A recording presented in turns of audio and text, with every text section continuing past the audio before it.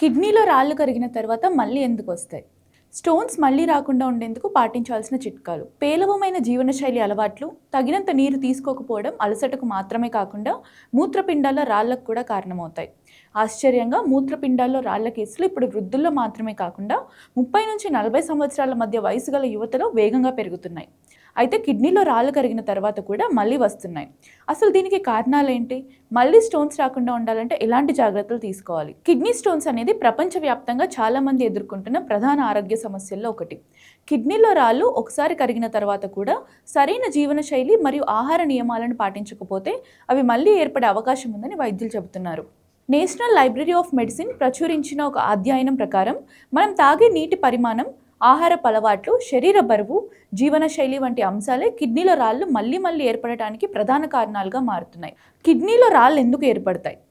ఖనిజాల పేరుకుపోవడం, మూత్రంలో కాలుష్యం, ఆక్సలేట్ లేదా యూరిక్ యాసిడ్ వంటి ఖనిజాలు ఎక్కువైనప్పుడు అవి స్ఫటికాలుగా మారి రాళ్ళగా రూపాంతరం చెందుతాయి.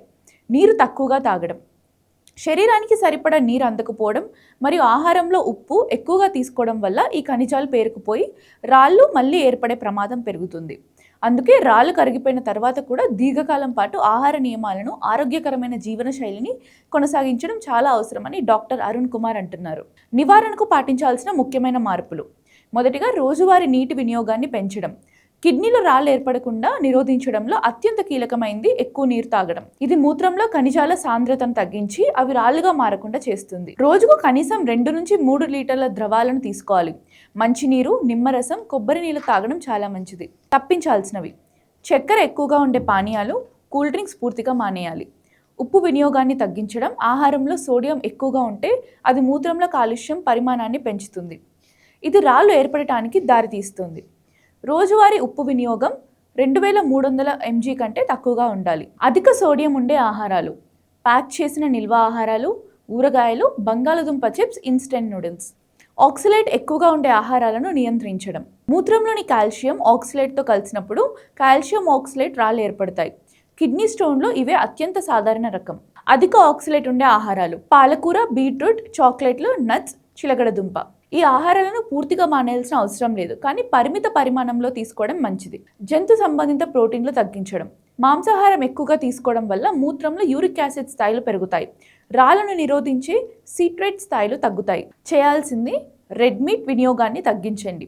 వీటికి బదులుగా పప్పు ధాన్యాలు, బీన్స్ వంటి మొక్కల ఆధారిత ప్రోటీన్లను ఆహారంలో చేర్చుకోండి. శరీర బరువును అదుపులో ఉంచుకోవడం.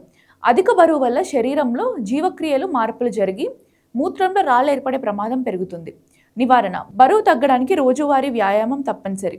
అలాగే అధిక క్యాలరీలు ఉండే జంక్ ఫుడ్ను తగ్గించాలి. సిట్రస్ పండ్లను ఎక్కువగా తీసుకోవడం.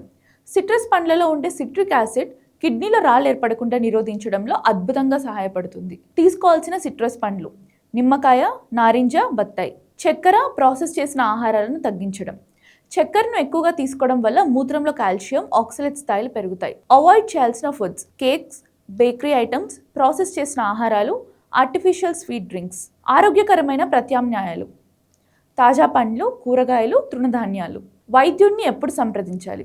గతంలో కిడ్నీలో రాళ్ళ సమస్య ఉన్నవారు కింద పేర్కొన్న లక్షణాలు కనిపిస్తే వెంటనే వైద్యుడిని సంప్రదించాలి. విపరీతమైన కడుపు నొప్పి లేదా నడుము నొప్పి, మూత్రంలో రక్తం పడటం, యూరినరీ ట్రాక్ట్ ఇన్ఫెక్షన్. విపరీతమైన కడుపు నొప్పి లేదా నడుము నొప్పి, మూత్రంలో రక్తం పడటం, యూరినరీ ట్రాక్ట్ ఇన్ఫెక్షన్ రావడం. ముఖ్య గమనిక: కిడ్నీలో రాళ్ళు మళ్ళీ రాకుండా చూసుకోవడం పూర్తిగా మన చేతుల్లోనే ఉంది. తగినంత నీరు తాగడం, ఉప్పు తగ్గించడం, సమతుల్య ఆహారం, క్రమం తప్పకుండా వ్యాయామం చేయడం ద్వారా ఈ సమస్యకు శాశ్వతంగా దూరంగా ఉండొచ్చు.